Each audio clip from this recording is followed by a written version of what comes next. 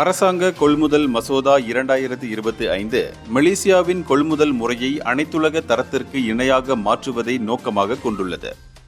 வெளிப்படைத்தன்மை, திறந்த போட்டி, சமச்சீரான அணுகுமுறை, மேலும் ஒருமைப்பாட்டை உறுதி செய்வதே இதன் முக்கிய நோக்கமாகும் என்று பாக்கத்தான் ஹராப்பான் பக்ரி நாடாளுமன்ற உறுப்பினர் தான் ஹாங் பின் தெரிவித்தார். இந்த மசோதாவின்படி ஓபன் டெண்டர் வழிமுறை முக்கிய கொள்முதல் முறையாக இருக்கும் என்றும் அவர் கூறினார். அது மட்டுமின்றி ஒரு கொள்முதல் மேல்முறையீட்டு மன்றமும் அமைக்கப்படும். மேலும் இந்த மசோதா மோசடி, போலி ஆவணங்கள், அரசியல் தலையீடு போன்றவற்றை தடுக்க கடுமையான அபராதங்களை விதிக்கிறது.